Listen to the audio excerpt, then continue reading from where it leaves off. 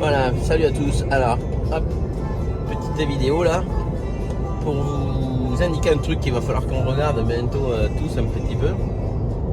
C'est que il faut faire attention aux chargeurs où on s'arrête, parce que ce qu'il vous faut savoir, c'est que le prix des superchargeurs n'est pas identique partout. Donc nous venons d'Espagne là aujourd'hui et nous allons nous arrêter au superchargeur de Ribabellosa près de Vitoria-Gasteiz. Exactement, c'est à Miranda de Ebro. Quand on clique sur le superchargeur, on peut voir qu'en fait c'est à 0,29 € le kilowattheure.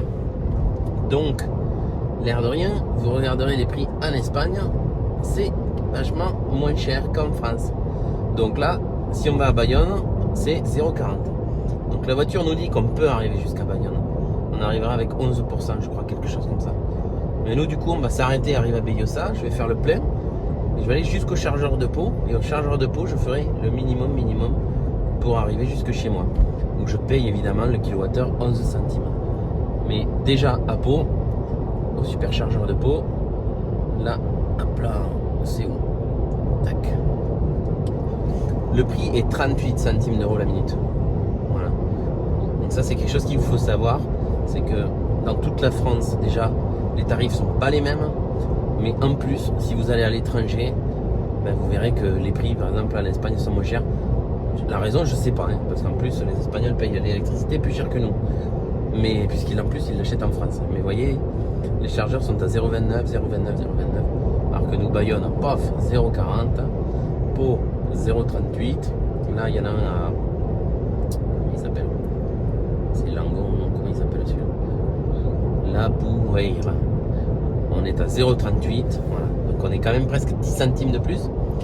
Le kilowattheure, bon, sur 40 kWh qu'on va récupérer, ça fait 4 €.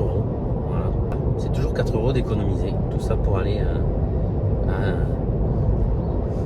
plus vite, si on peut dire. Mais bon, en fait, c'est pas très rentable.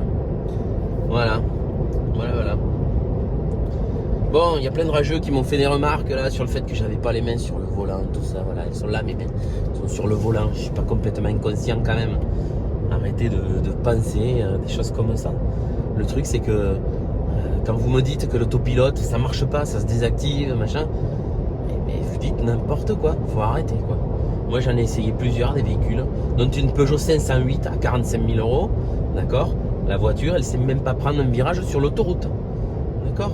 Là, je veux dire, celle-là, mais il n'y a aucun souci. Aucun souci, quoi. La main sert, j'ai pas dit qu'il fallait l'enlever. D'accord. Le but était juste de montrer que la voiture est capable de le faire. Voilà. Et là, vous voyez, je suis dans un virage. J'ai ma main qui tient, mais en fait, je guide pas le volant, quoi. Il faut pas croire que la voiture, elle perd le truc. D'accord. À 120, là, d'accord. Limite de vitesse en Espagne. Regardez, elle prend le virage parfaitement. Parfaitement. Elle reste au milieu de sa voie, elle décale pas. Voilà. Et si par malheur, messieurs qui disent que ça désactive tout le temps, vous roulez trop vite, c'est un peu ce que j'ai essayé d'expliquer dans l'autre vidéo.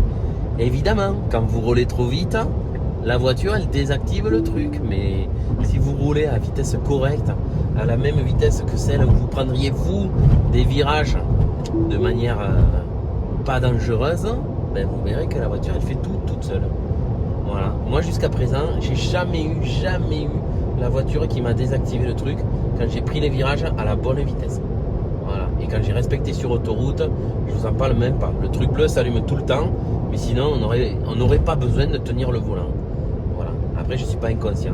Évidemment, je garde mes mains près du volant. Évidemment, je suis prêt à prendre le volant sans arrêt. Voilà.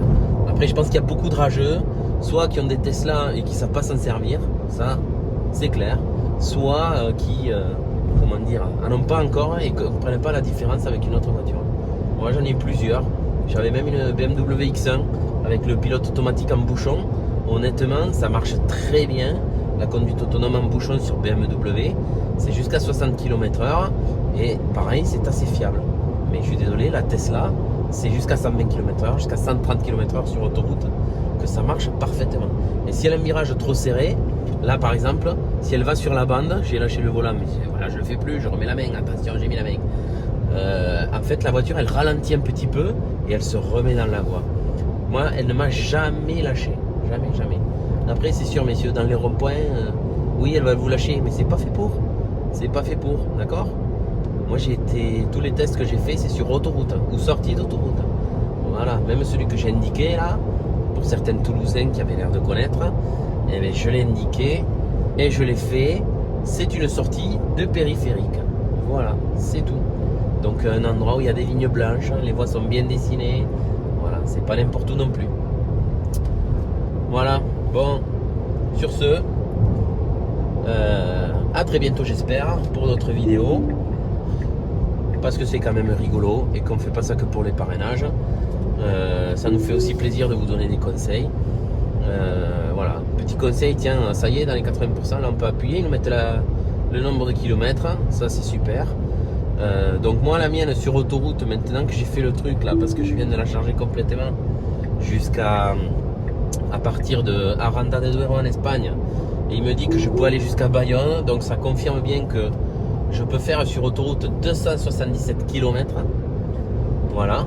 Et j'ai de la marge évidemment, hein, c'est-à-dire que je peux arriver à Bayonne et tout ça. Voilà. Ce que je pense pas qu'on puisse faire avec une standard plus à 130 km/h. Voilà, évidemment, j'ai la partie en Espagne à 120, la partie en France à 130 km/h. Allez, je vous laisse. À très bientôt.